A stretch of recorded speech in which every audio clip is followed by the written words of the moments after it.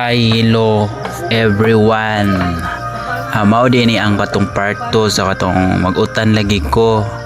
Nahuma naman ako ad-ad ang katong mga gulay is gisunod na nako ang lamas.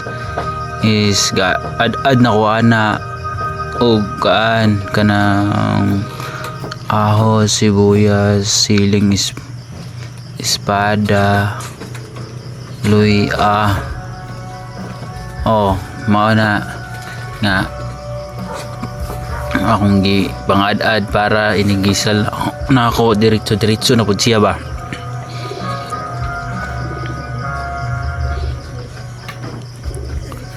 Diha na human ako dihag ad-ad, so gisunod na nako, nag-init na ako og mantika.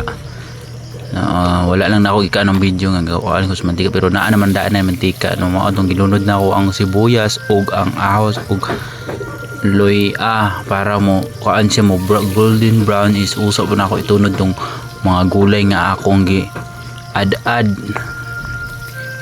diha. Gihinira po ng kalayo na kana gisunod na nako ag katong mga gulay na akong gi ad-ad. Giukay na ako, gisagol na ako para ma-mix gud siya. Tapot yun ang baho. Mas ayaw magini mag-utan tap.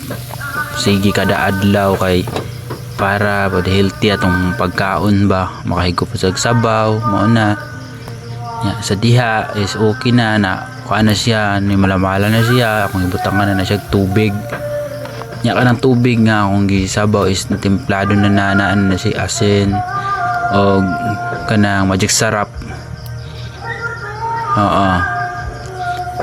Siya nga dali ra pod siya, buka lang siya kay init magud kaayo ang kaan sa kalaha sa kalayo pod is sakto ra pod siya nga nikusog man siya, pero di gyud ingon nga tong grabe po kayo is gilimit lang pod nako na siya.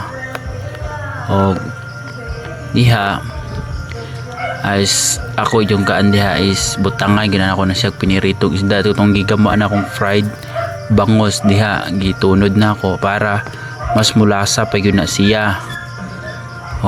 Diha na wala na daghang kanang takloban na nako siya ako na nang haonon. Mana salamat sa inyong pagtanaw. God bless and thank you for support.